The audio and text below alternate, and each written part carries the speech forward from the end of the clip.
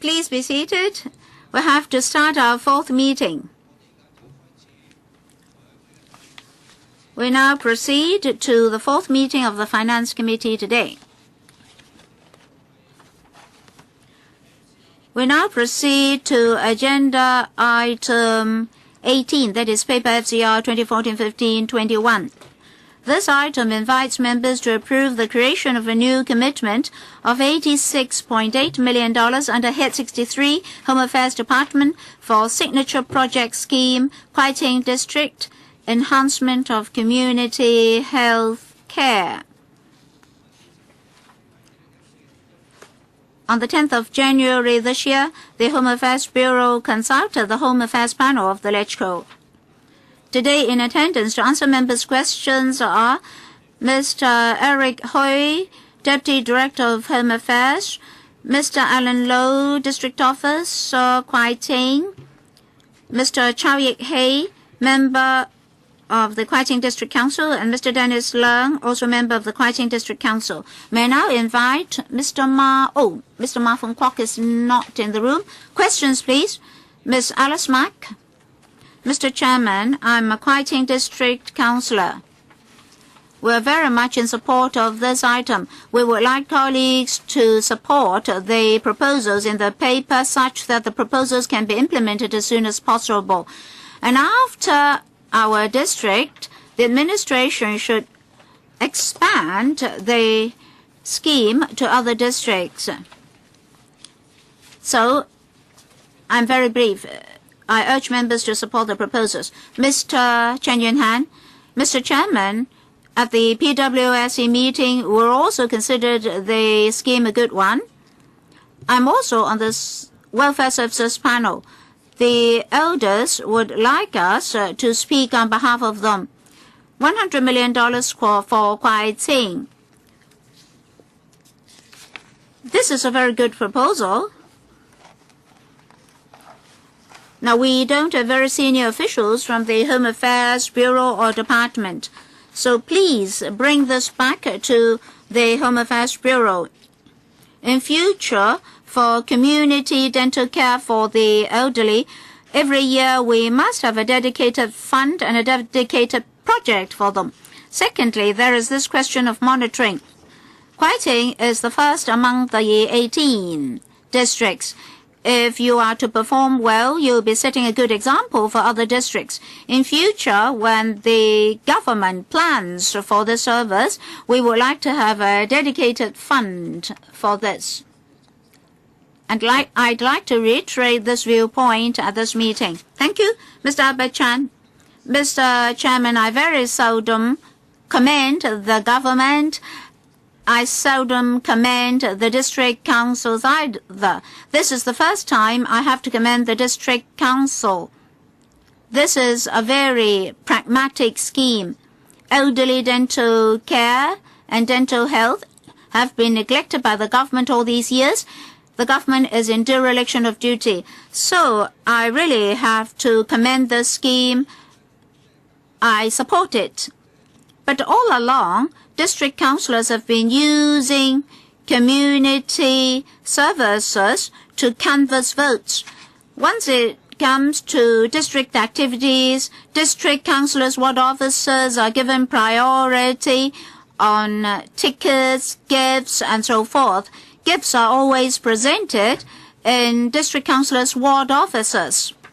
Now, this scheme is good, but in terms of coordination and registration, district councillors must not have privilege for advanced launching of the scheme.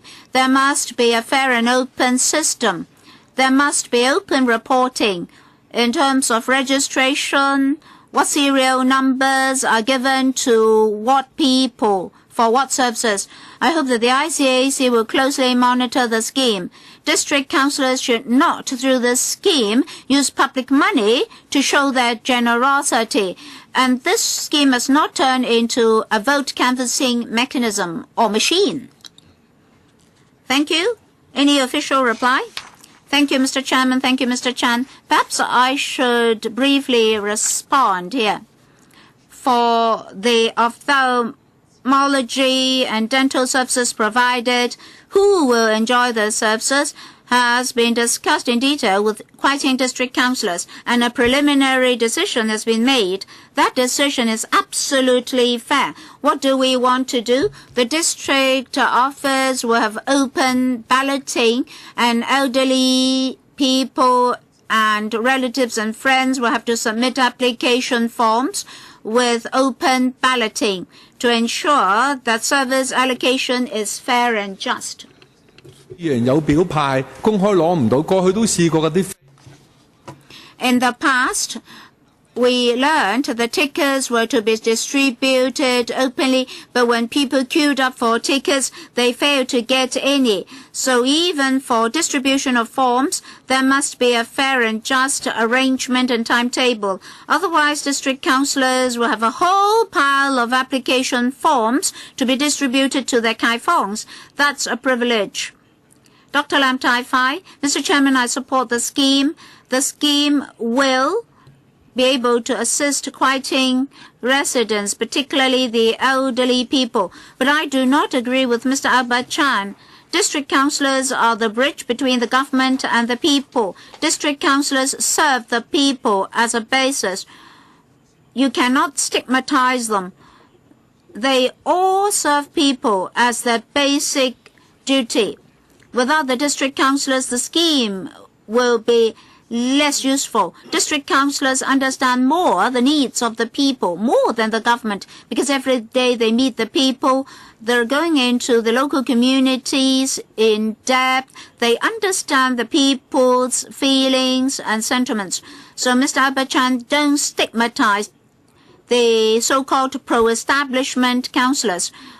All of us want to address the needs of the public. The district councils were able to balance the interest of all parties concerned. So please do not affect the implementation of the scheme. Any more questions?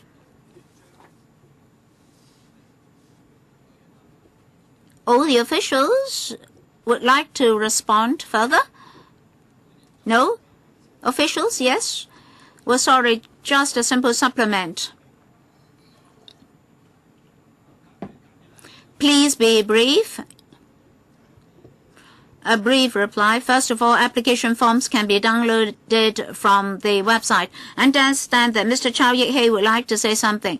Mr. Chairman, apart from representing the District Council, I'm also a partnership institution in Kwai Tsing. So you're declaring interests. So you should declare interests. If there are no further comments or questions from members, I'll put this item to the vote. Will those in favor of the proposals in paper FCR 2014-15-21 please raise their hands? Please put down your hands. Those against, please raise your hands. No. Abstention? Abstention? No. I think a majority of the members voting are in favor of the proposal. The proposal is approved. Next item is FCR 2014-15-22. Members are invited to approve a new commitment of $33 million for the development of the dutiable commodities system of the Customs and Excise Department. On the 6th of January this year, the Financial Services and the Treasury Department has consulted the Financial Services panel of this council. We have some government officials who are here to answer members' questions. We have Ms. Shirley Kwan, PAS for Financial Services and the Treasury, Mr. David Fong, Assistant Commissioner of Customs and Excise, etc. Does any member want to ask questions? If not, I shall put this item to the vote. Will those members in favor of the proposal in FCR 2014-15-22 please raise their hands? Please put down your hands. Those against, please raise their hands. No. Abstention? No. I think a majority of the members voting are in favor of the proposal. The proposal is approved.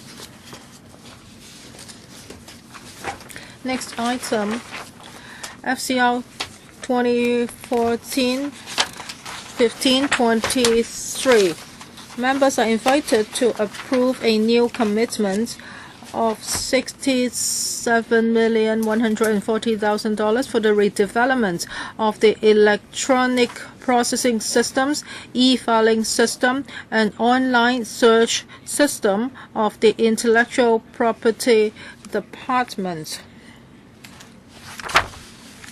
On the 20th of May, the LegCo has been consulted.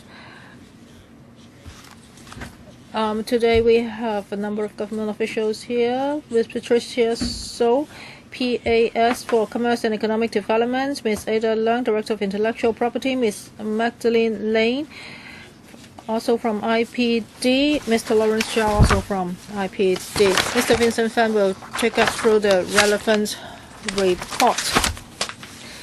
The Commerce and Industry panel in general supports the new IT system of the IPD because it will be conducive to the long-term development of the IPD and users' requirements. Members are also very concerned about the privacy and system safety of the new system. Members have noted that the first phase of the new system will be launched in early 2013. Members think that it takes too long a time for the design and development of the new system, so we are afraid that by the time the system is used, it will already be obsolete. Do any members want to ask questions? If members have no other questions, I shall put this item to the vote. Will those members in favor of the proposal in FCR 2014-15-23 please raise their hands? Please put down your hands. Those against, please raise their hands. No. Abstention, no. I think a majority of the members voting are in favor of the proposal. The proposal is approved. The next item is FCR 2014-15-24. Members are invited to approve an allocation of $22,948,000 from the Lotteries Fund for fitting out works and acquisition of furniture and equipment for a new day activity center cum hostel for severely mentally handicapped persons and supported hostel for mentally handicapped persons at Changsha Wan Estate, Sham Shui Po. The Labor and Welfare Bureau on the 12th of May this year consulted the Welfare Services Panel of the LegCo.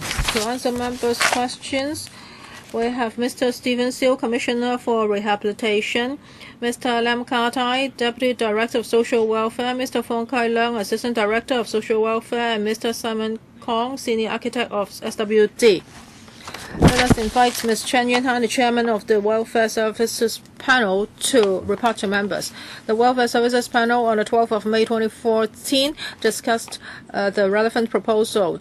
Members supported the proposal. We urge the administration to establish concrete targets for providing such hostels. For example, specify the waiting time, etc. So all this will be followed up by the panel. Ms. Sid Ho, we are very concerned about education and mentally handicapped persons. And now at Changsha Wan, you are going to build a hostel and a day activity center. Of course, we would welcome that. However, we need you to disclose information at this open meeting. But for those severely mentally handicapped students, after leaving schools, how long do they have to wait before they can enter such supported hostels and day activity center? Does the government have a policy for seamless transition so that they can, when they leave schools, they can enter the supported hostel immediately? Now, because when parents or families suddenly have to take care of a severely mentally handicapped child, the family members cannot work, and suddenly they have to rely on CSSA. So if resources are not put in seamless transition, how can these families survive? So can you tell us, after these people leave schools, how long do they have to wait before they can enter supported hostel and day activity center? Mr. Seal?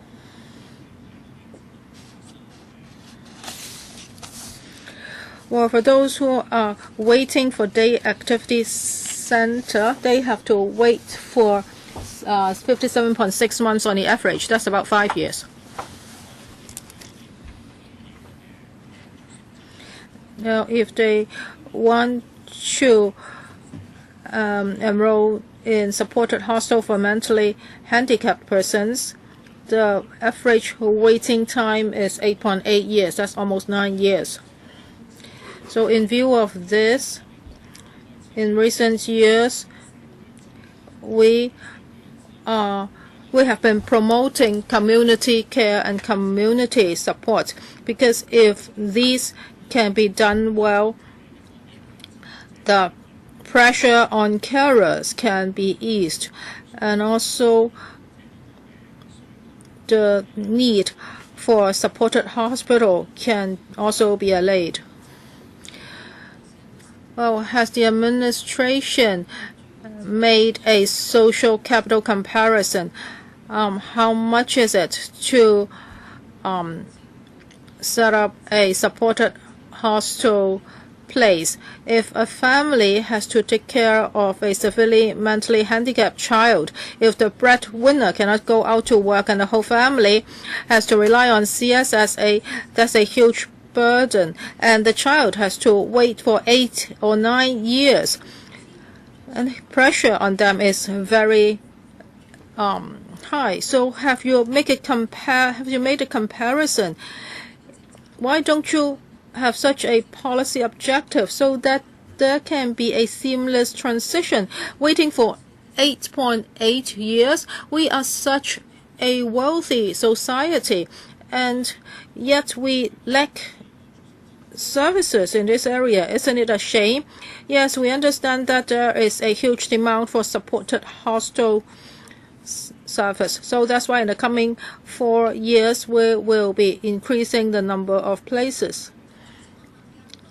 I asked him whether there is a policy objective. If you have that, you will be deploying resources for that purpose. Otherwise, you will be progressing at snail pace. Can you let him answer me first? If you are not going to answer, if you're not going to ask the question in the second round, then I'll ask him to give you a brief answer now. Mr. Seal, maybe I can supplement. Now, for our rehabilitation policy, we will not be just developing hostel service. We would also want to promote community support, because if community support is done well, many of the handicapped persons would like to stay at home. We will try our best to provide hostel service. However, day activity center as well as community support will also be enhanced. We agree with Ms. Sito. We are trying our best. It's now quite difficult to have more premises, but we will allocate more resources for that purpose. Mr. Lang Kwok-hong.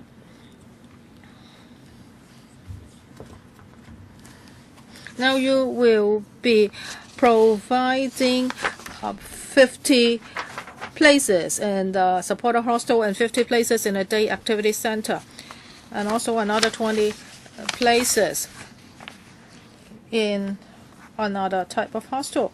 So in total, 120 places.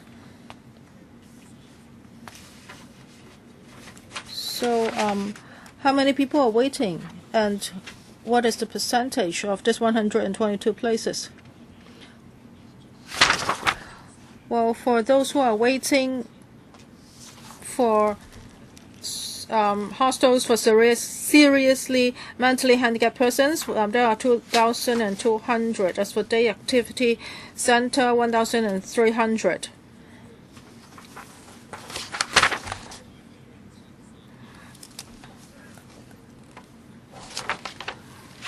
And there are 1,373 people waiting for hostels for mentally handicapped persons.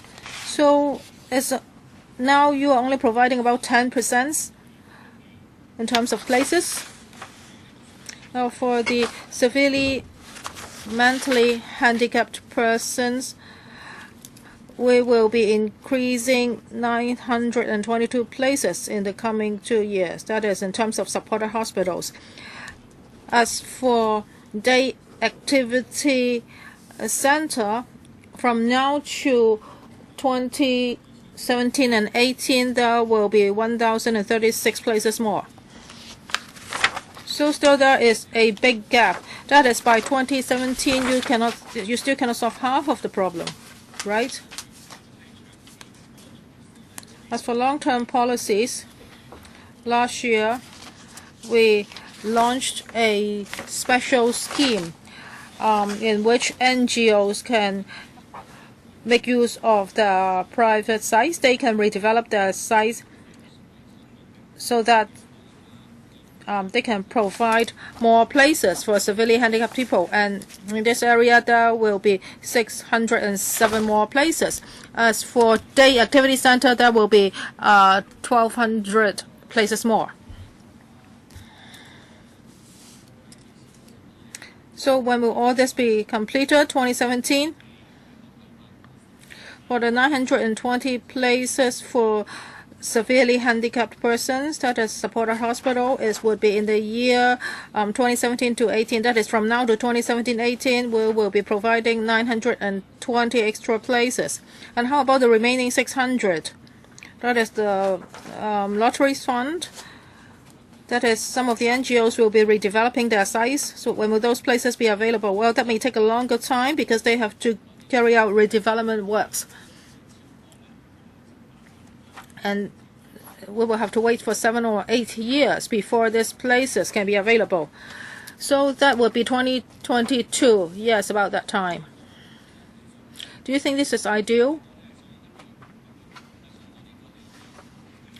It is because of this we have to adopt a multi-pronged approach. That's why we promote home care and community care. So in March this year, we've launched a scheme for severely handicapped persons, and they are being taken care of at home.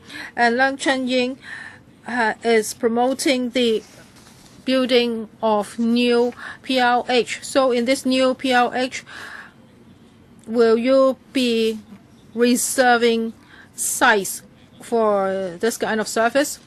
Yes, I mentioned it just now. In the coming 4 years, there will be many new places, and many of them will be in PLH. For example, Shakime Estate, Tinching Estate, and Shui Chun O PLH redevelopment site, so estate redevelopment phase 1, etc.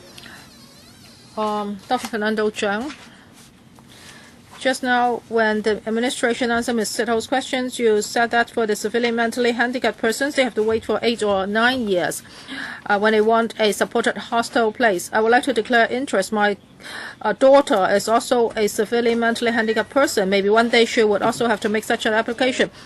But as far as I can take care of her, I would not make such an application.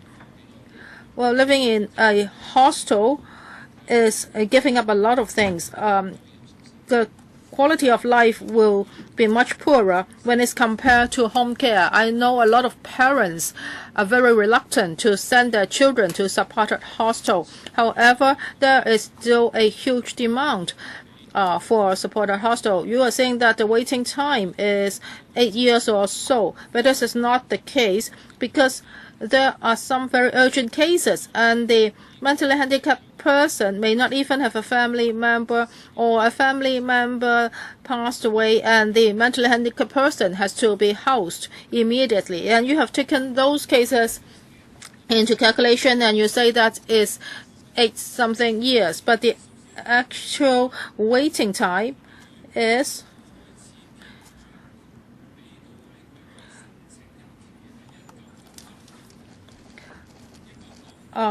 very long. Now, those who made application in 1999 are getting places.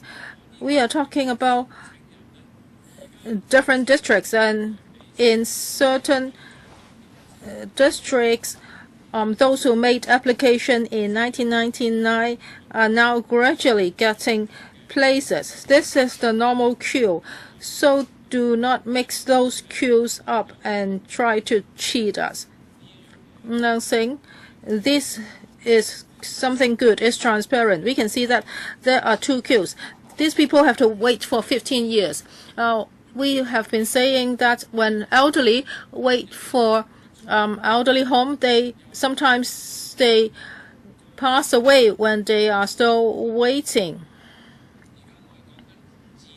And now we are talking about mentally handicapped persons. It's the same. So what government is this? It's done such a poor job for the elderly and for the frail. When we ask them whether they are going to provide such facilities, they will say yes, and such facilities will be in PLH. But this is the actual situation, and there's no improvement. It's actually deteriorating. After the handover, in these areas, we have not seen any improvement, and the queues are getting longer and longer. I am not criticizing the government officials here. I know you have been working, but the government has been dragging its feet. Why won't we approve this? We will approve any sum you want. It's not that we are posing an obstacles. We are not filibustering. It's the government that's filibustering. The government is dragging its feet. And you are not providing the basic facilities for the elderly and the handicapped. We are saying that we are a modern metropolitan. What a shame. Every time you come, we will have to scold you. Even though you've been working hard, we have to scold you because you haven't done enough.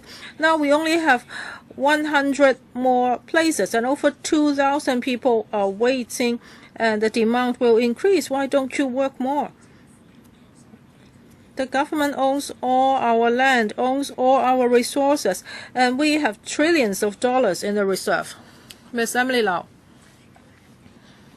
Well, we have several items like this today, and it's all from the Social Welfare Department.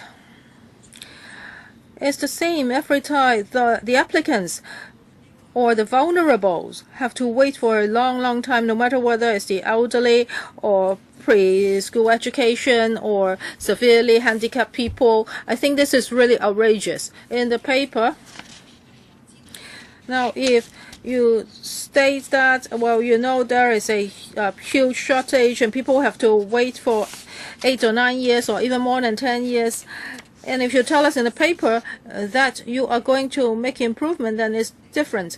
Now, if you say that in the new PLH developments, such facilities will definitely be built, and that's okay, but I cannot find this in the paper. And I've asked you some other questions, and you say that you'll go back to talk to the housing authority. You said you have consulted the buildings department, and you have they have consulted the residents, and the conclusion is that nothing could be done or nothing needs to be done. You have to put all this information down in your papers. You have to stipulate the number of service places to be provided and when you can make the queue shorter. Do you have a policy to support all these? Mr. Lam, please. Our policy is that in terms of locating the appropriate sites, we would adopt short-term, medium-term, and long-term measures. We would reserve sites to build hostels for mentally handicapped persons. As I mentioned, in the Shek Kip Mei redevelopment project, we would do something, and in the next 4 years, we will increase the number of service places, and we will introduce service hostel places in older estates as well. Just now I mentioned we have 920 places for severely intellectual disability, and we will have more in the future. And in the medium term, we will vacate overlapped government facilities and convert them into daycare centers and supported hostels for mentally handicapped persons. And examples include Siu Lam and Chun Wan. And we would convert the facilities into daycare centers, day activity centers, and hostels for mentally handicapped persons. We will also source vacant PRH units. Examples include Tin Chau Estate in Tin Shui Wai, and recently we introduced hostel places in Tin Shui Wai, and in Lei Mok Shu Estate we have also introduced hostel places. So we will tackle the issue from a short-term, medium-term to and long-term perspective. In the future, if you have, please put all these down in your papers.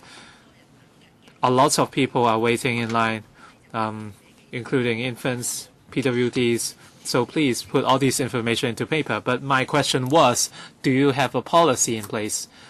Have you agreed anything with the buildings department or housing society? Are you going to reserve space for such services in all future PRH developments? If so, you have to mention them in your papers. In each PRH estate, we will reserve space. We would certainly raise such proposals. It's not a request. Is this a policy, please? Speakers off mic. Please answer again. Do you have this policy?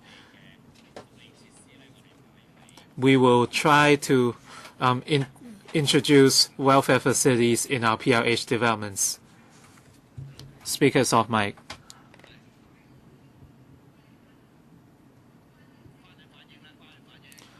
Please think about it when you go back. So please include these information clearly in your papers in the future. Next, Ms. Chen Yunhan. Thank you, Chairman. I'd like to thank members who are not on the welfare panel for their support.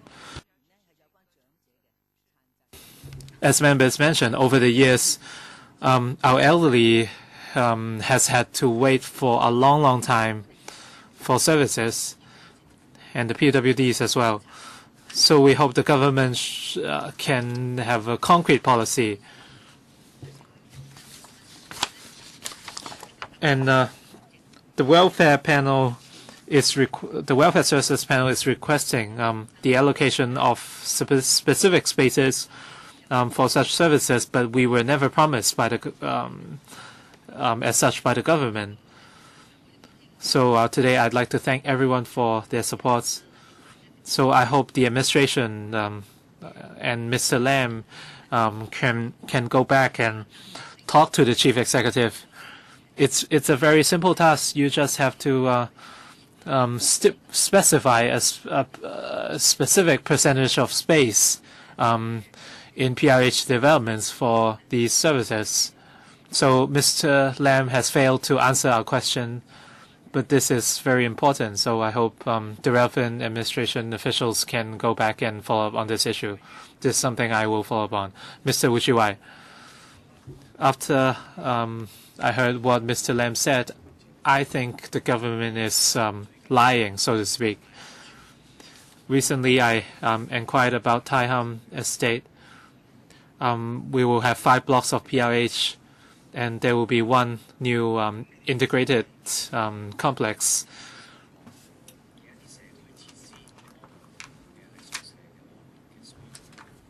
Will the government introduce services in these facilities? The answer is no. They didn't. They will not introduce such services. And as a user department, how can you tell the public that you have already done your best in terms of solving the community needs for elderly care service places? Ms. Emily Lau asked about the policy, whether you have a concrete policy. I think this has been discussed many times in the panel meetings. But even when the opportunity comes, you are still not doing anything. How do you explain the situation? You will have new PRH blocks as well as a new integrated complex, and yet you are not introducing the welfare services. So how can you explain this? For Tai Ham Village, I have to go back and check the information before I can report back to LegCo. The administration officials are saying that they have done a lot and they're doing their best, but in reality, the picture is entirely different at the PRH estates. You have to report to the Welfare Services panel next time. What you said today is different from the reality. Next, Mr. Frederick Fung. I'd like to follow up on the issue of policy. We have discussed this problem at the Welfare Services panel for almost 10 years. And for the training centers and sheltered homes for PWDs and elderly, according to the information you provided to us. And a lot of applicants have been waiting for more than 10 years since 1999, and even at best, the applicants have still waited for 13 years. For example, those at Kwai Cheng.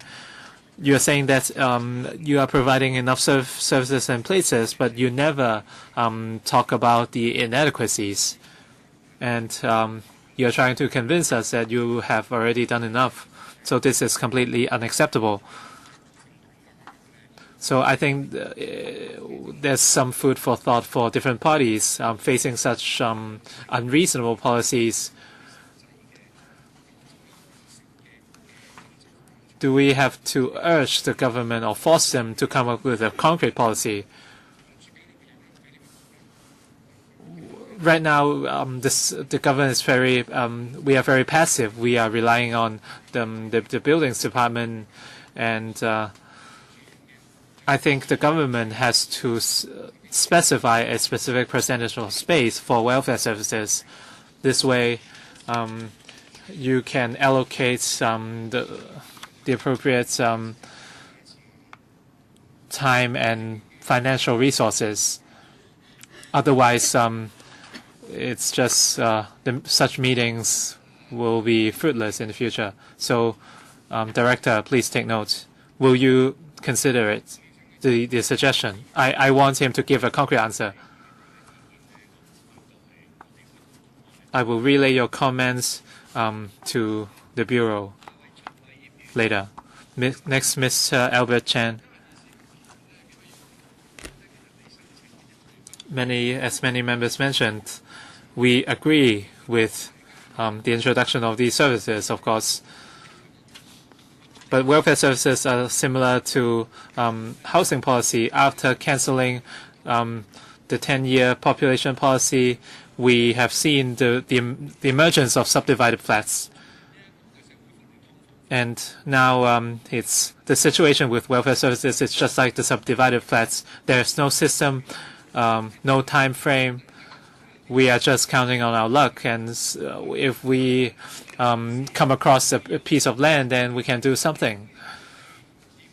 So the services, we do have the needs arise from our population. So you have to look at the population needs and the needs of the districts.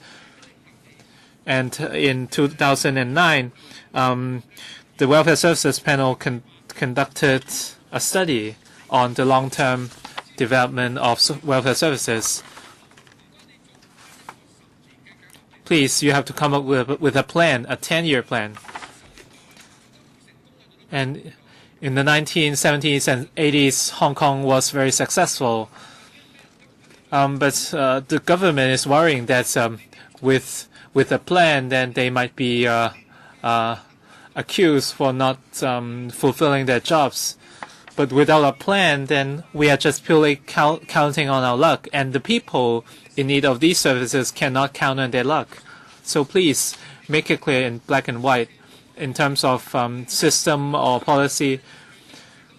In the past, the buildings department had been doing very well, but with when Donald Trump was on board and when the DAB began exerting its influence and all these disappeared, and the DAB supported the 9 policies of Donald Trump. You can check the records on that. I did not make that up. So please, the SWD should do its job to safeguard the interests of the needy people. And the parents are suffering and the minorities are suffering. And you're still sitting here very comfortably. So please come up with a long-term plan for welfare services. So every time we discuss such issues, I really don't know what you're doing. Mr. Leung Kwok-hong, Albert Chen is wrong.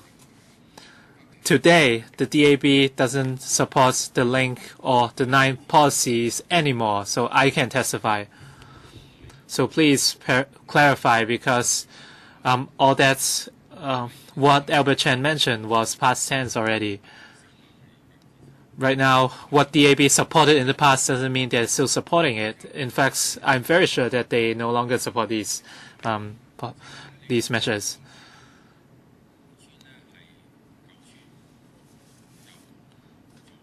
Just you mentioned that you are going to do something for 2 PRH estates. For example, the Cheung Sha Wan estate. It's a new development.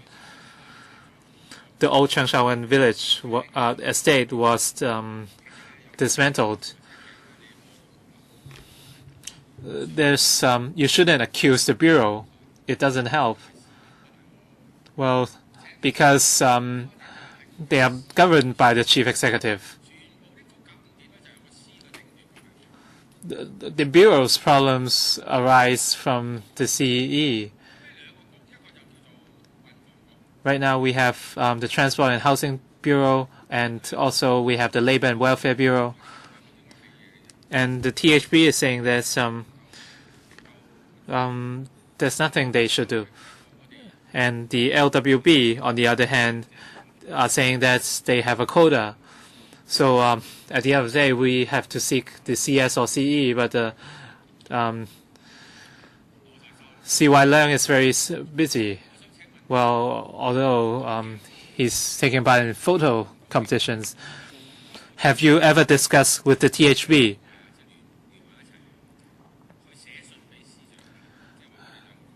Have you ever collaborated with the THB and write to the Chief Secretary, the administration, please? Thank you, Chairman. In this regard, we have heard a lot of views today. As Ms. Chen Yuhan said, our bureau would address these issues. Well, Chairman, I think he didn't understand what I said. The buildings department has a lot of resources. Well, when you carry out urban planning, if you have to find land under the housing authority, if you have to source land, you still have to consult other bureaus, right? So having discussions within the bureau doesn't help. The bureaus might give you different reasons for rejecting your request. So he has heard your question. Do you want an answer from him? Yes, if you understand the question, please give a brief answer. As the director said, when we plan our land, we would try our best to secure land.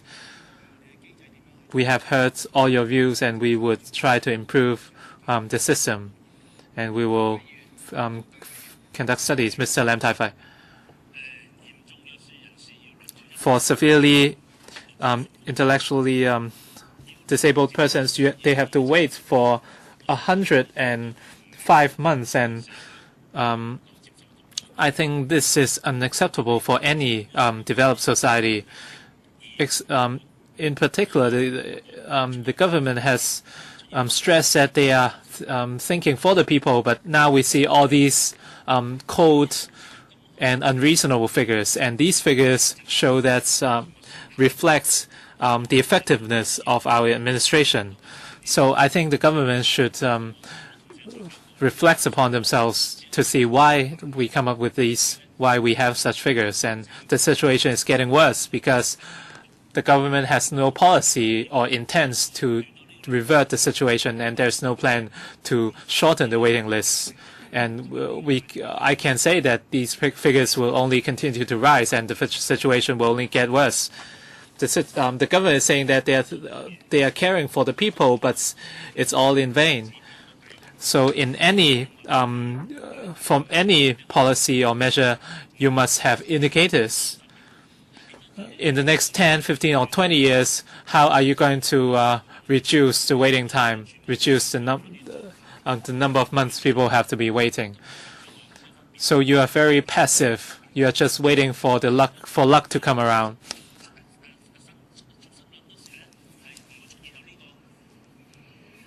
So are you counting on the future birth rates of Hong Kong? I'm talking about the birth rates. So you're trying to filibuster, right? So please don't, jokes aside, we are discussing a very serious issue. So let's be serious. Perhaps I didn't have perfect pronunciation, but please be serious. If you are laughing, then you're giving the government the impression that we are not serious. You have to use the right attitude. Am I correct?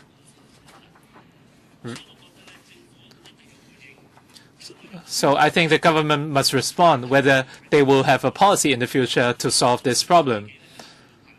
Otherwise, you cannot say that you are doing poverty alleviation and you have such and such policy. Well, just to borrow what Ms. Emily Lau said, it's all rubbish. It's completely rubbish. So I hope the government can reflect my views to your subordinates. Mr. Chen Kim-po.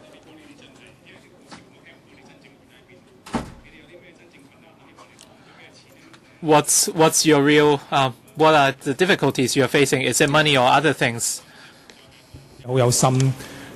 I understand that the Bureau Director is very dedicated to this, but on this particular item, we all feel that you have not done enough. Understand that you're also in misery because you're scolded by people, but you fail to tell us where the emphasis is. We need to know the truth, otherwise we cannot help you. Any more questions from members? A brief response. For the Bureau, we're trying our very best. For example, land use is a huge challenge to us. For those land sites reserved for enhanced places, for private lots for welfare uses, we've also got a lot more places. With the private lots, we will now have 4,680 odd residential places. For the DACs, including the special scheme, we have 2,230 odd places.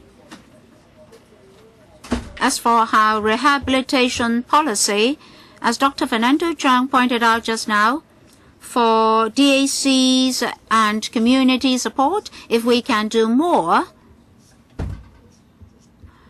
not all recipients would like to have residential care. For community support, we're doing our very best at the moment. We'd like to work on the problem of inadequate land sites. Therefore, every year we have $203 million to serve 3,000 odd people. For those waiting for residential services, the figure also stands at 3,000 odd at the moment. We'd like them to stay in the community. And even if they are to queue up for residential services, they'll still receive sufficient support. And for community support, with $10 odd million for these support centers for the disabled. And for those with severe handicaps, we have $100 million for medical treatment, respirators, and so forth. And for these projects, we've also got a case management system to assist the PWDs to stay in the community. So we have been adopting a multi-pronged approach to solve the problem. Next, Mr. Tony Tse. Thank you, Mr. Chairman. I'm not a member of the Welfare Services panel. But after listening to members just now, well, originally I didn't want to speak. In terms of supply and demand, as somebody said, or some of our colleagues said, things have been unreasonable. It is unreasonable for these people to have to wait for such a long time. Policy-wise, if you don't have a policy, there's nothing you can do. In terms of planning, you have to plan for population growth, increased units, and fire services, fire stations, police stations, markets, etc. all have to be increased.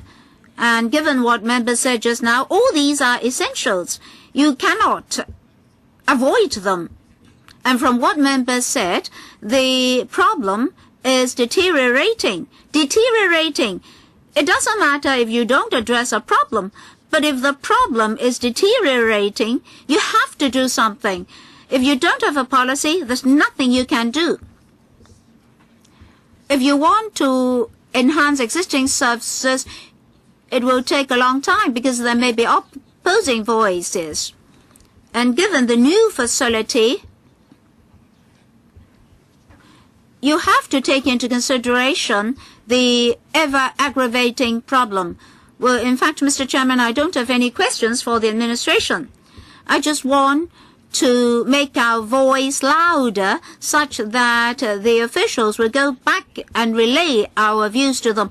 If you don't have a policy, if you don't set a ratio, there's no way you can solve the solution.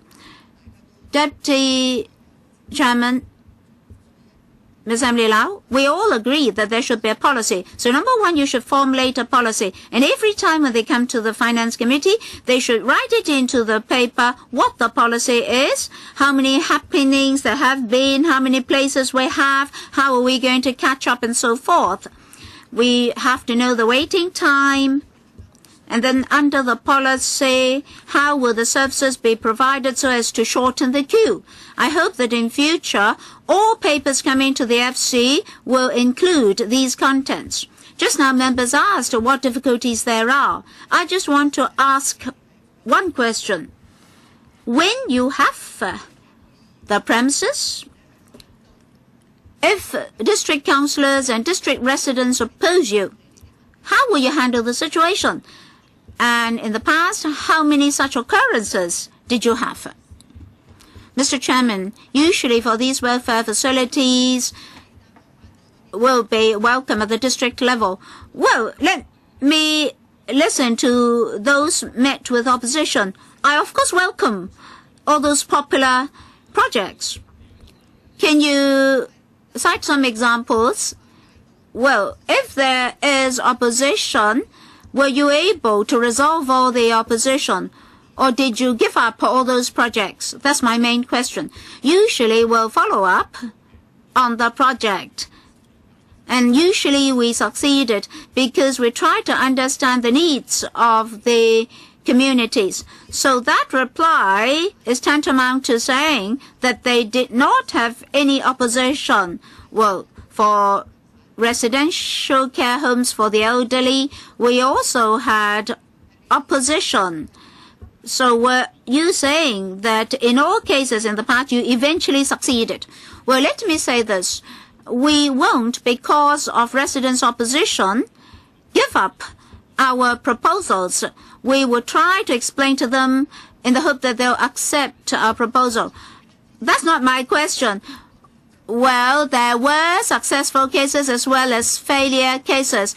Oh, Mr. Chairman, you're improving in your chairmanship. Yes, they're both successful and failing cases. Now, don't play tricks with us, all right? Give us the answer.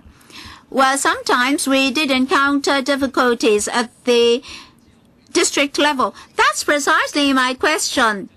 Can you give us the answer? Well, if you don't have the information here, give us a reply after the meeting. So, Mr. Chairman, that's what I want to tell the administration. Whenever they have problems, they have to come back to the LegCo, be it Ms. Chen Yunhan's panel or who else's panel. We have to handle the problems in the LegCo. Yes, point taken. Mr. Leung Kwok Hong. Well, I think what they're saying is that if more daycare services and home care services can be provided, then they can ease the demand for residential care services.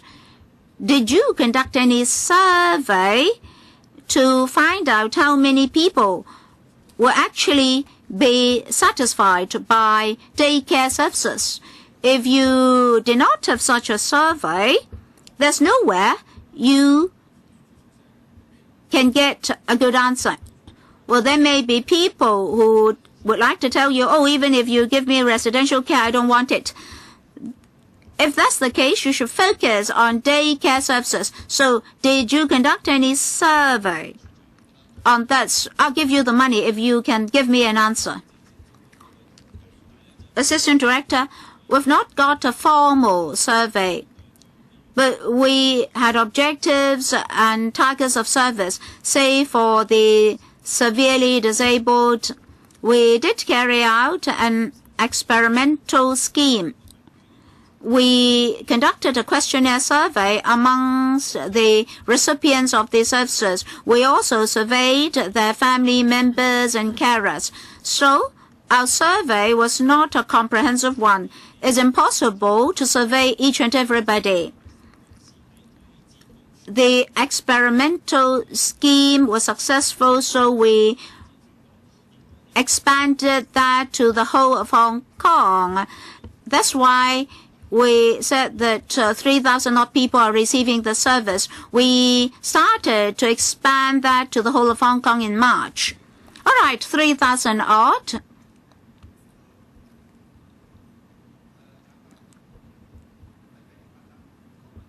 Yes, please finish briefly. I would like to ask a question. Do you know precisely how you fare in terms of daycare services? Because if your daycare services are good enough, people will give up residential care services. For daycare services, it's only from March that we expand the whole project to the whole of Hong Kong. I hope that in a year's time we'll be able to compile statistics to find out how many recipients of our services are satisfied such that they no longer need residential care services.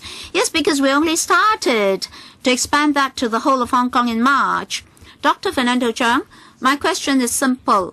Every time when we strived for such services, the administration would always tell us that they would do their very best.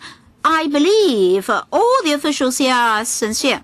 We met with Mr. Matthew Chung N times. Every time he told us very sincerely that he would try his very best. However, we see the queue ever growing. If you ask him for policy, he will say, yes, yes, we'll definitely strive for this. We'll do our very best. Well, please honor this undertaking as you did for public housing. The performance pledge is that within 3 years of the lodging of an application, an offer will be made. Now, for all these facilities mentioned in the paper, can the administration undertake that all applicants would be offered a service within 3 years of lodging the application? Any response from the administration? Mr. Chairman, it's very difficult for me to make that undertaking here. We are working very, very hard to provide more places in our day activity centers as well as our hostels and supported hostels. Things change with time, so here I cannot casually make that undertaking. The only thing I can undertake is that we'll do our very best. Mr. Chairman, even for public housing, the number of applicants will change with time, but still for public housing we need a performance pledge. Sorry, the speaker was not coming through just now. Why can't they give us an undertaking on this particular service? Every time when we asked them, they said they would try their very best. But every time after they've tried their very best, the queue became longer. You have service targets, you require reports. I would like to have figures from you. All right, I'm willing to wait. I'll wait for 3 years. Can you undertake that within 3 years, for sure, these 3 services will be provided? So you can't give us an undertaking. We cannot casually make that undertaking, but we can undertake to do our very best. Well, Mr. Chairman, these services cannot be obtained immediately. These people have to undergo assessment before they can receive the services. Mr. Wu Chi-wai? A request for information. The SWD said that it would try its very best to find land sites. I understand that the housing department will get land sites for PRH.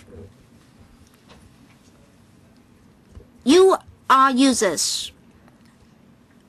Welfare services are in shortage. Have you included welfare services in your planning and design for these PRH estates? That is, by way of public housing, you may be able to ease the shortage in welfare services. So my question is, for all upcoming PRH projects, have you included welfare services?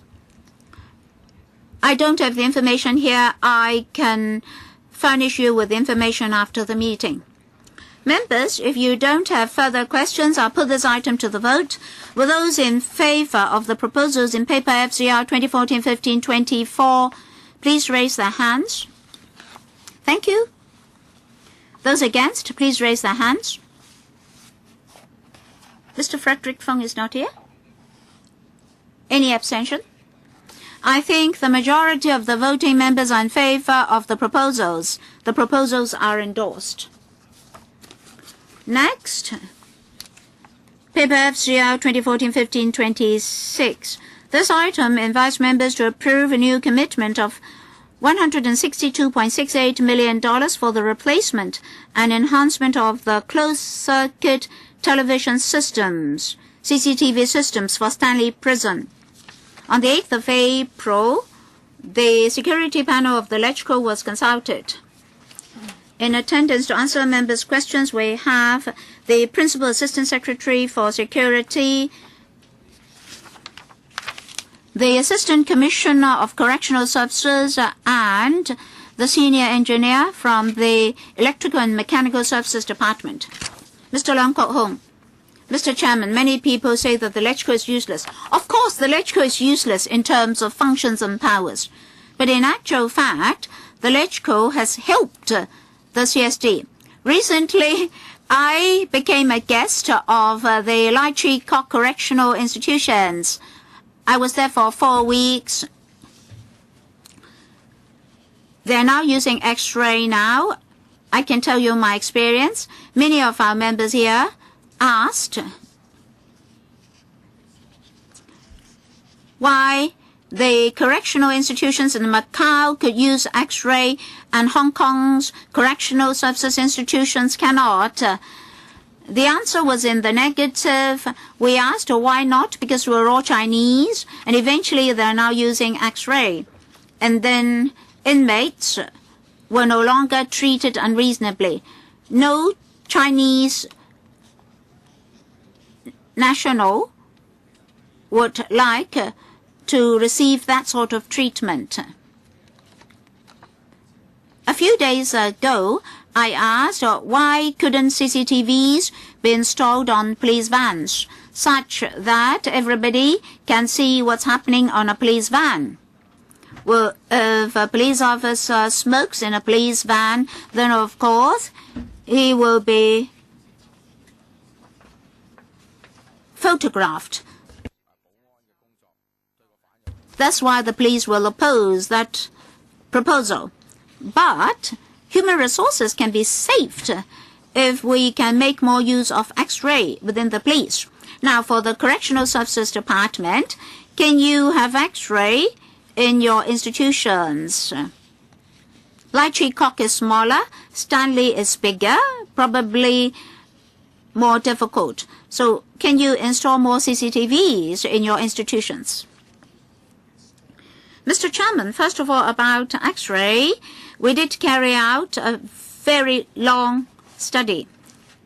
Macau did approach us for information. We observed a number of overseas products. They're not fully useful because certain objects cannot be screened.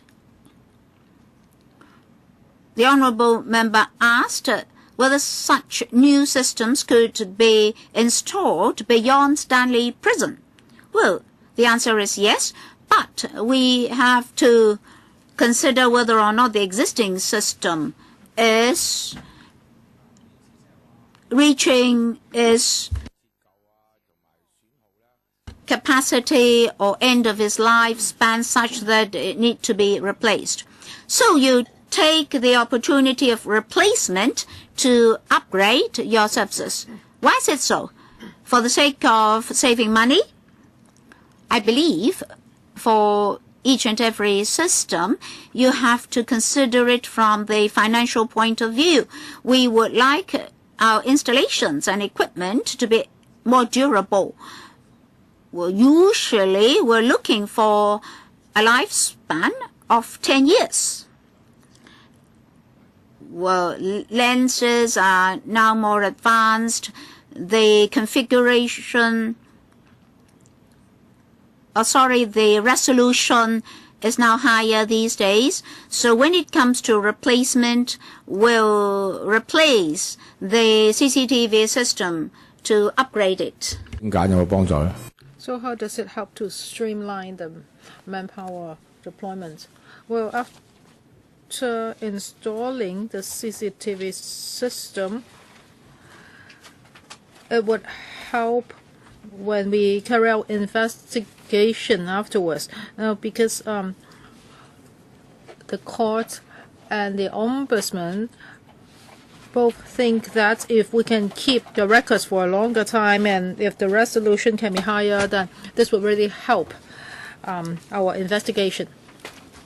Mr. Wu Chiwai, earlier on we approved an electronic lock system for the Thailand prison for women. So if it is a high security prison,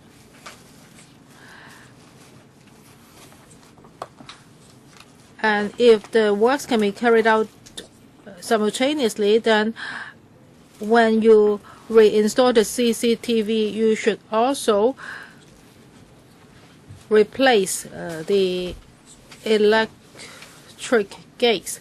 So why don't you do this at the same time? Because you are already carrying out cabling works. So it would be more convenient if you carry out both works at the same time. Chairman, I think this is an engineering arrangement. This is not about our strategy. So maybe I can defer the question to our EMSD colleague, Mr. Pang.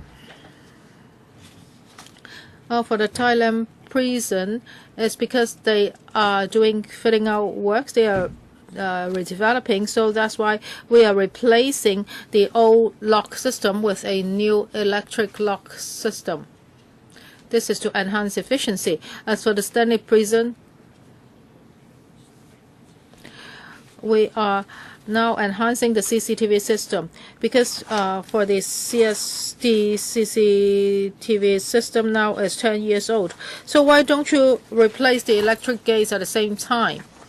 Because at Stanley Prison, the buildings are pretty old. And there are a lot of areas where electric gates are not suitable. So we are now still looking into the project and see how electric gates can be installed in an efficient manner. So does it mean that there will be electric gates at the Stanley prison later? And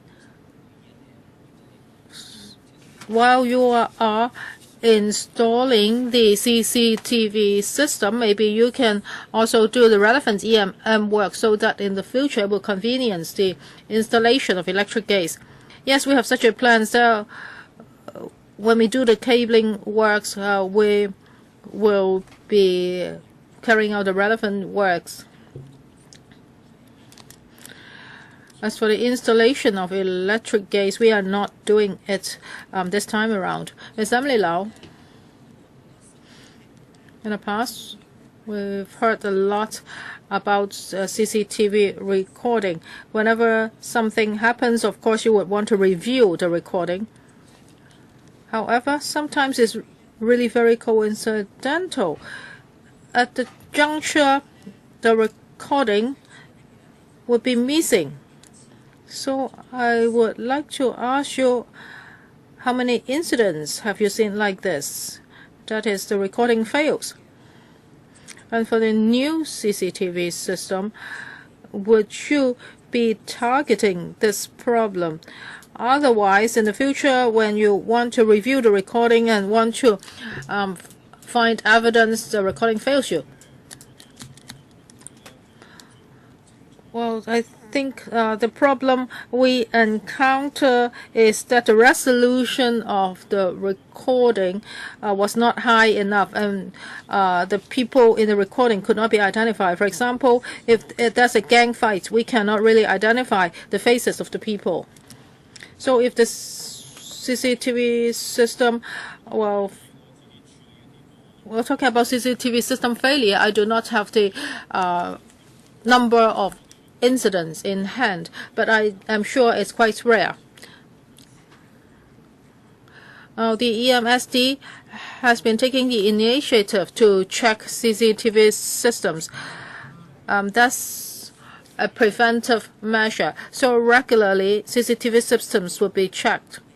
I hope that after the meeting, the relevant information can be given to us. I'm sure such incidents have happened, so I want to know how often it happened. And you should be more proactive when it comes to checking so as to make sure that there won't be so many failures. And I would like to ask about paragraph 4C. That is extending the system coverage and efficiency in surveillance. So when people enter the prohibited area, there will be warnings. But now you do not have this warning system. And how many incidents like this have happened before? For the prohibited area, we already have a CCTV system. And also there are lookout towers or observation towers. And there are officers on duty there. However, there may still be unforeseeable incidents. Now, if we have a better system, for example, if we have an infrared system which can detect the body temperature of people, then whenever it detects a change in temperature, then the camera will point at that direction. Then a warning will be issued to the officer on duty. Then the officer will check what's happening. Well, I think now people even install such kind of warning systems at home. So what kind of system do you have at the Stanley Prison? As I heard just now, in the restricted areas, there is already a CCTV system. And there are observation towers, and also officers will be on duty round the clock. So how much better is the new system? Well, with the new system, there will be video analyzing functions. So when a person passes the restricted area, once it's detected, the screen will trace the person. For justice of peace, one of the duties is to visit prisons. So in the past, I have visited many prisons in Hong Kong, including Stanley Prison.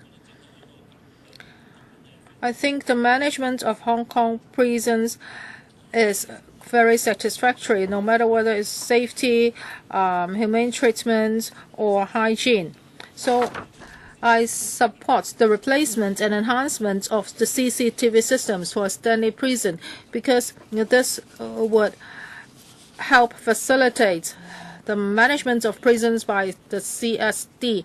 And I would also like to commend the rehabilitation service of the CSD, because this would help the ex-inmates. Just now, Mr. Leung Kwok-hong said something. It seems that then it made me feel that rehabilitation service is not that good in Hong Kong, because Mr. Leung Kwok-hong thinks that being in prison is like taking a holiday. I am not a social worker, so I cannot convince Mr. Leung Kwok-hong not to commit any offense again. But I would like to remind the CSD that you should improve your rehabilitation service. Mr. Chen Chi-chin, I support this proposal. The security panel once visited the Stanley Prison, and we went into the central control room, and it was really a spectacle because there were new models and old models, and some of them were of very poor quality, and the newer versions were much better. So I think for the officers is really a torture. They have to look at so many screens, and the screens were of such different qualities, so it would really make people feel dizzy. Now you are going to replace the CCTV systems. So you would replace all the systems so that all of them would have the same quality. And for other prisons, do they have the same problem? That is, they have different CCTV systems and different screens, so that the quality is very different. So at Stanley Prison now is beyond tolerance, so that's why you have to install this for 2,470 new screens on new cameras. You also want to keep the videos for a longer time. So how about other prisons? Now for Stanley Prison is of a bigger area. So we will be adding cameras at certain strategic positions. And yes, now we have systems from different eras. So we cannot replace all the CCTV systems. We could not replace all the systems in the past in one go, but this time around we will do this. That is, all the systems will be of the same level. Stanley Prison is the biggest prison in Hong Kong now. As for other correctional institutions, they are of much a smaller scale. So it's not like Stanley Prison. Now Stanley Prison has 6 different systems. But for other correctional institutions, we will do the same thing gradually afterwards. And the ombudsman says that the video should be kept for 30 days. So for other prisons, how can you do that? We are replacing the Stanley Prison CCTV system. Is the whole system, including the resolution quality and the keeping time. As for other correctional institutions, we have another proposal. First of all, we want to lengthen the recording retention days, and we will do that gradually, in a gradual manner. So at Stanley Prison, what's the newest system? It's still usable, right? So what will you do to those newer systems in Stanley Prison? Oh, for Stanley Prison, it will take several years for all the system to be replaced because it's still operating. So the EMSD cannot work on all the systems at the same time. And also we'll add dozens of cameras. And those will be installed at a later stage. So it will still take some years, and the life spans of those newer systems will expire by then. Mr. Albert Ho, for CCTV systems, you are installing them at prisons so as to prevent unlawful acts, for example, suicide or abuse of violence. So you want to cover as much area as possible. However, you say that because of privacy, toilets, bathroom, and clinics would not have CCTVs in them. However, in toilets and bathrooms, there may still be suicide or violence. So I don't know what will happen in overseas prisons. They are also very big. Of course, you should not install a camera which aim at the toilet bowl. However,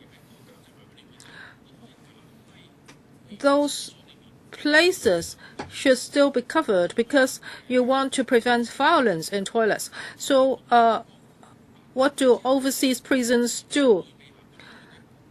Do they also avoid some places? And that's the same for clinics, because we have seen cases like that. That is, in correctional institutions, violence may occur in clinics. And lately, that's a case involving clinicians abusing violence, and the inmate died.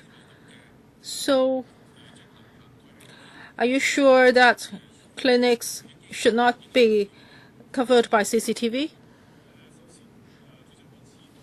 Mr. Lam? Well, as far as I know, in overseas prisons, there's no CCTV in toilets and bathrooms. Now, if in toilets and bathrooms we install CCTV cameras, no matter how the angle is manipulated, it will affect the inmate's psychology. I cannot say that, well, if you are at this angle, definitely you will not be caught. So I think this is quite difficult. As for clinics, Mr. Alberto mentioned the case. It's not about clinicians using violence. Actually, it was an injury case, and now it's at the coroner's court. So for clinics, inmates may be asked to take off their dress for doctor's examination, so we also do not install CCTV cameras there. But how about international standards? Of course, we are looking at advanced countries. They will definitely not be installing cameras in toilets. For example, how about the sink area? If that's the case, then we have to follow international standards. Well, as far as I know, well, I've visited Some overseas prisons and also collected information. I've never seen any CCTV cameras in toilets or bathrooms. Well, because toilets and bathrooms in prisons are not big, are not of a big area, and our officers would also be patrolling those areas. So there is no need for CCTV cameras. I would like to ask the CSD a question. So if you have a recording and suddenly the recording is interrupted at a certain point, can this be avoided? That is, when a camera stops working, then an alarm will sound. Is that possible? I think this is feasible, right? So do you have this kind of warning system detecting camera failure? Well, when it comes to recording, we would store the data in hard disk. So if it's too humid or there's a big change in temperature, then the recording may be affected. There are a lot of factors. Maybe our EMSD staff can also help to answer this question. Well, we are trying to be more proactive when it comes to checking the CCTV systems. But for the new CCTV system at Stanley Prison, there is a backup system. Mr. Pang?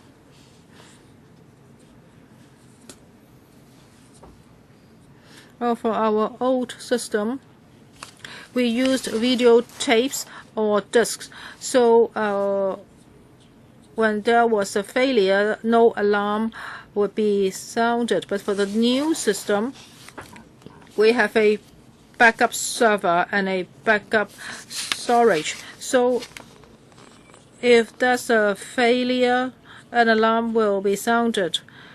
And if one system fails, we can retrieve the relevant data from the other system. So with the new system, we would not be losing any recordings. One last question. Well, for the CSD officers, they have to work under 33 degrees Celsius. It's really hot. So can you help them? I was not hot. I was in my cell. Well, of course, if there is a more comfortable working environment for our colleagues, I think it would be great. I think we can only do that by adding air conditioning. If there are better ways for improvement, I would be glad to know. Well, sometimes we receive complaints, and there's two scenarios. That is, some inmates may be beaten up by CSD officers, or they may be tortured by other fellow inmates. So after the installation of this new system, other than the cell and the toilets, would all the areas in the Stanley Prison be covered, and the recordings will be retained for up to 31 days? Yes, the answer is yes. In terms of enforcement, everything must be done legally.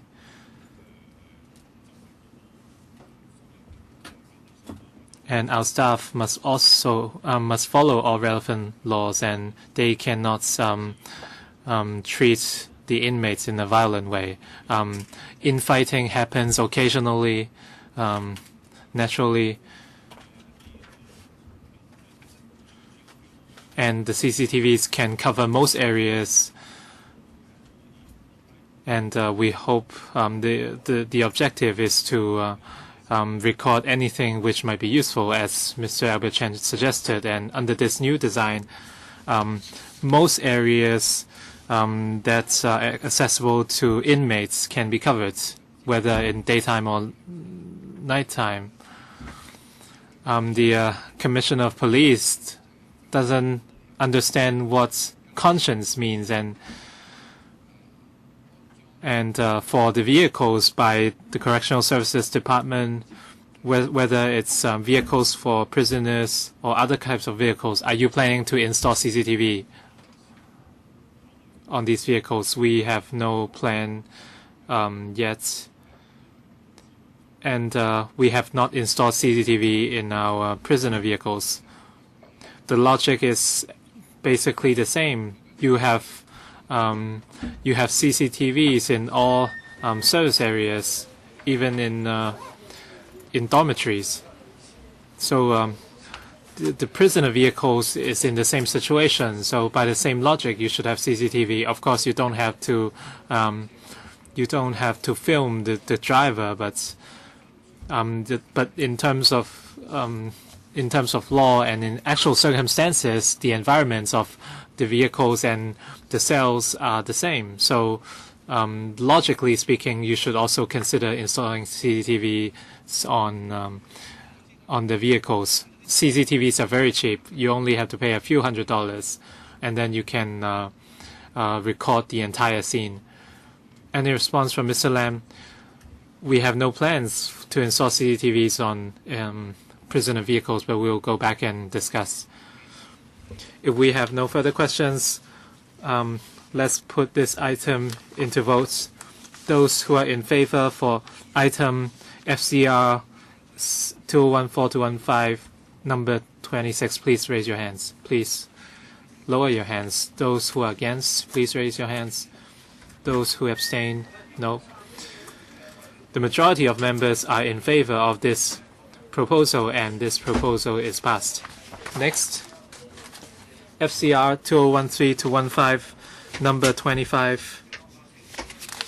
And members are invited to approve a new commitment of $78,730,000 for the replacement of the existing radio communication system of the Operations Department of the Independent Commission Against Corruption. And on the 18th of March 2014, the security panel was consulted by the ICAC. And today we have the Assistant Director Operations of ICAC, Assistant Director Administration, and the Principal Investigator Engineering. Any questions from members? Yes, Ms. Emily Lau, Vice Chairman. The papers, according to the papers, the existing system is very unsatisfactory and it's outdated. But would it compromise the operational capability of the ICAC? The existing system adopts an outdated technology, and a lot of the parts cannot be replaced anymore. So in terms of maintenance, we have a problem.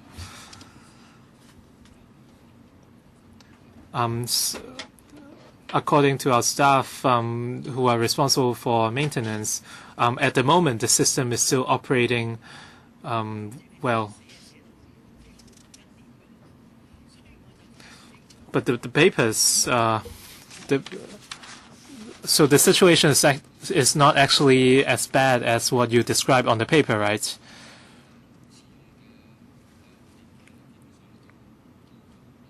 The existing system is at its limits in terms of usage period, so there's a need to replace the system. And the new system is more efficient. For example, the encryption standard is higher, and in terms of data certification, it's also enhanced. And we will also have additional relay stations to enhance the overall coverage area. Mr. Albert Chan, People Power is in support of the ICAC in upgrading these facilities, so it's better than using the money to buy food or very expensive wine. you said that upgrading the facilities would help with your operational capacity. The problem of surveillance or it's very controversial, and some organizations might be familiar with this technology.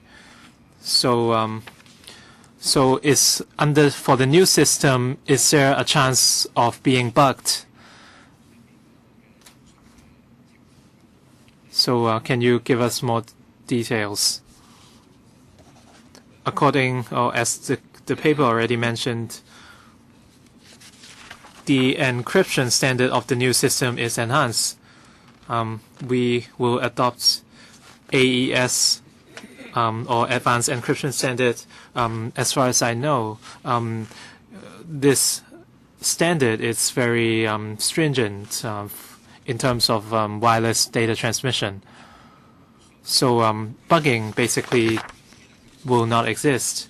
So how high is this standard? Is it is it national standard encryption or professional standard encryption?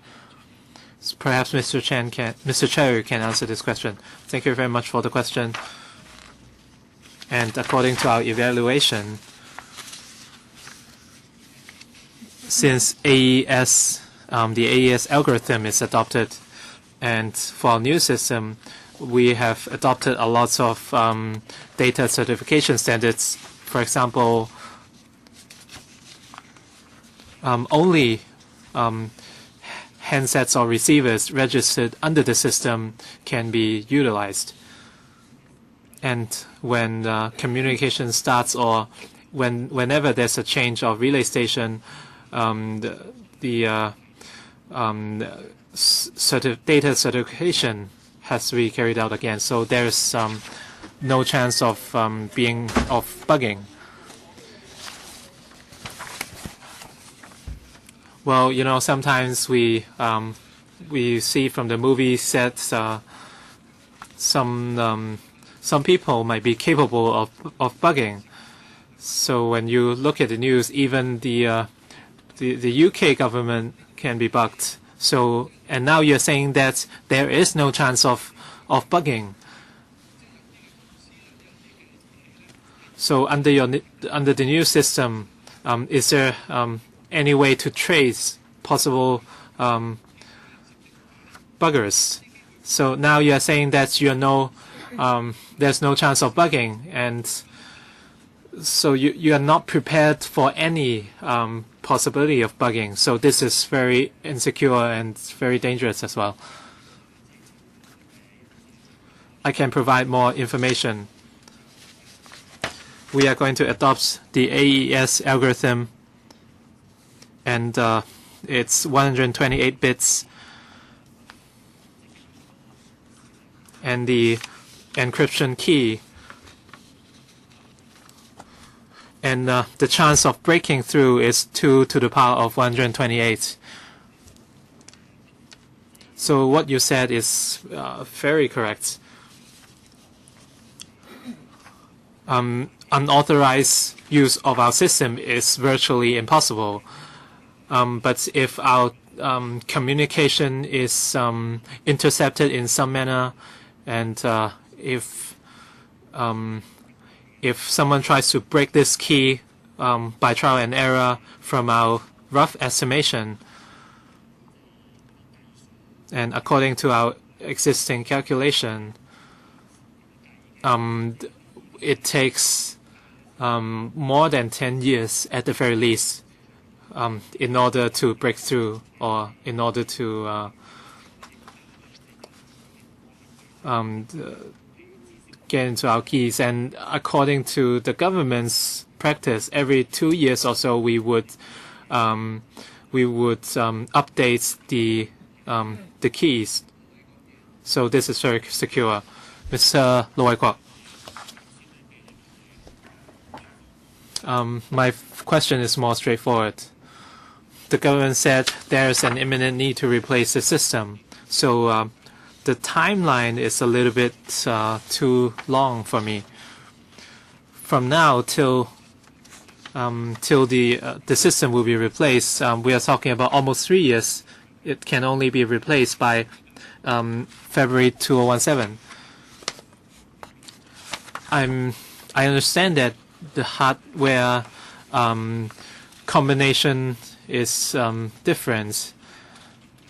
So I guess you are focusing on the software installation. So the timeline is way too long. And can you explain, are these standard parts for the hardware? It's not a very big, very large-scale system. We are only talking about 78 million. Thank you very much for the question. We will utilize international standard equipment, which would be more convenient to us in terms of maintenance in the future. And the channels or frequencies used by the new system will be a dedicated channel used by the government, or dedicated frequencies used by the government, and these are not accessible by common people. We have approached various service providers overseas, and they cannot provide these frequencies immediately as well, and they have to tailor-make the frequencies for us. And we are very concerned with the project, and we would push our service providers to see if they can deliver the system earlier, ahead of schedule. So basically, you are using standard parts, but you have to make adjustments on the frequencies, right? Yes. If we have no further questions from members, Mr. Michael Tian. Chairman, the existing system has 21 repeater stations, and the new system will have 60 repeater stations. Will they cover the entirety of Hong Kong, or are they going to miss particular districts? So can you explain the logic of increasing the number of repeater stations from 21 to 60? And you will have wireless receivers. You have 4,000 or so receiver transceivers. So are these going to be secure, or is there any possibility of being hacked? First, I'll talk about why we have to increase the number of repeater stations from 21 to 60. We have conducted simulations, and when the system is in place, the coverage rate is 99.9%. The coverage rate is more than 99%. What about the existing percentage for the 21 repeater stations? The technology is different, so we cannot compare. The existing radio coverage is around 80% or so. In the past 10 years, we have had a lot more skyscrapers. So if we have 80% coverage for 21 stations, why do we only have 99%? Why do we need 60 repeater stations to reach 99%? The math doesn't make sense.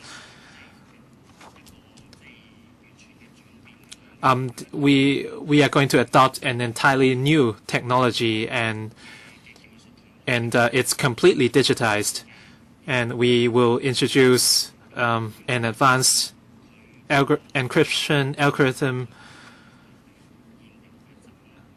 and the existing and the coverage will be relatively smaller than the old system, and there is a degree of overlapping. In the last 2 years, we have talked with different service providers, and they feel that 60 repeater stations are needed in order to cover 99% of Hong Kong. And the second question, and if portable or mobile radio transceivers are stolen, we have a function in the new system. If a transceiver is lost, then we would be notified immediately, and through the system we would cancel we would suspend the lost transceiver, and it cannot be used anymore for further communications. If a transceiver is lost, the hacker might not need 10 years to break into the transceiver. So how long does it take for them to break into the system? Do you mean that if we don't suspend the lost transceiver immediately, what will happen? If it's not suspended by the system, it can enter the system and break into, it can go on to break other codes in the system, right? No, it cannot happen. Once the encryption key is in place, it cannot be broken easily. If we have no further questions from the members, let's put this item into vote. Those who are in favor of the proposal on FCR 2014-215, number 25, please raise your hands. Those who are against, please raise your hands. Those who abstain, no. The majority of members are in favor of this proposal, and the proposal is passed. Next, FCR 2014-215, number 28. And this item invites members to approve a new commitment of 32.2 million to replace the A traffic control system for Tai Po and North districts. And the transport panel was consulted on the 26th of May 2014. And today we have the Principal Assistant Secretary for Transport and Housing, Assistant Commissioner for Transport Technical Service, and Chief Engineer Traffic Control. Let's invite Ms. Chen Kam Lam to the chairman of the panel to report the discussions from the meetings. And on the 26th of May 2014, the transport panel discussed the replacement of air traffic control system for Tai Po and North districts. And in principle, members agreed with the funding request, and we understand that this system is one of the four traffic control systems of Hong Kong, and it serves to improve the overall effectiveness of the system. And through replacing the system, members are hoping to enhance the traffic information capabilities of the government, and we requested the government to provide timeframes, and the information has been shared with members. If there are no questions from members, I'll put this item to the vote. Will those in favor of the proposals in paper FCR 2014-15-28 please raise their hands? Thank you. Those against, please raise their hands. Thank you. Abstention? No. I think the majority of the voting members are in favor of the proposals in the paper. The proposals are endorsed. Next item, paper FCR 2014-15-29. This item invites members to endorse the recommendations of the ESC at its meeting on the 28th of May 2014. That is, those proposals in paper ESC 2014-15-6. No ESC members requested a separate voting in the Finance Committee. If members have no questions, I'll put the item to the vote. Will those in favor of the proposals in paper FCR 2014-15-29 please raise their hands? Thank you. Those against, please raise their hands. Abstention? Any abstention? No. I think the majority of the voting members are in favor of the proposals. The proposals are endorsed. Next item, paper FCR 2014-15-30. This paper invites members to endorse the recommendations of the Public Works Subcommittee at its meetings on the 27th of May and the 4th of June 2014.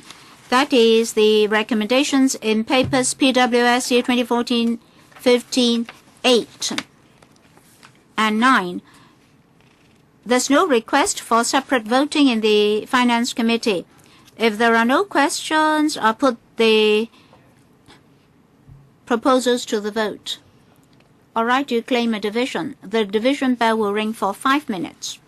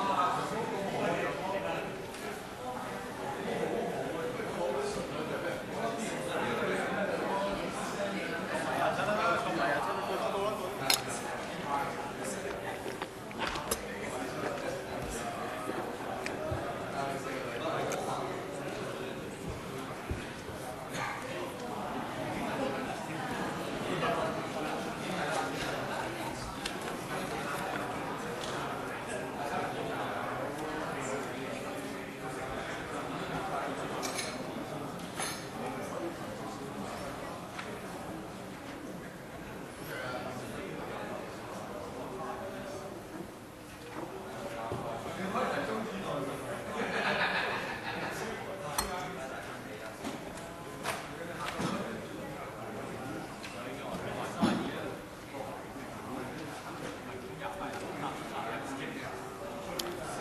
入邊有2份工務小組委員會嘅文件。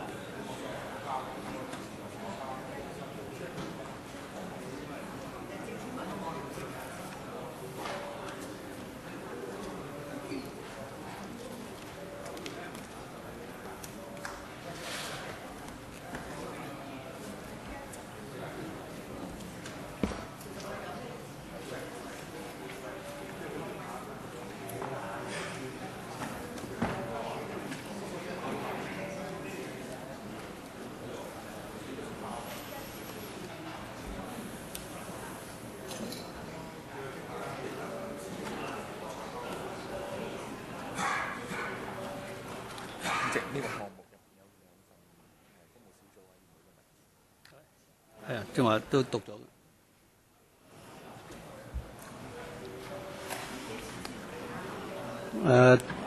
提醒大家一陣間表。Let me remind you that we are now voting on the 2 recommendations of the Public Works Subcommittee in paper FCR 2014-15-30, which includes 2 PWSC papers.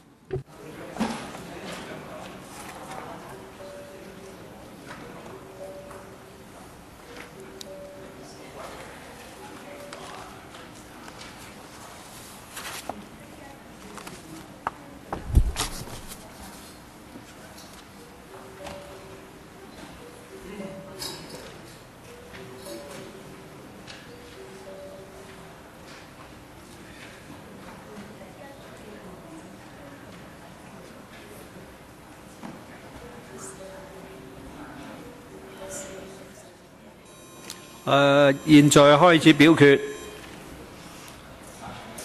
Voting begins. Before I declare the voting results, please check your votes. Voting is now closed. Display voting results. 45 present, 44 for, none against, no abstention. The recommendations are endorsed. FCR 2014-15-35. This item invites members to endorse the recommendations of the Establishment Subcommittee made on the 11th of June. 3 recommendations.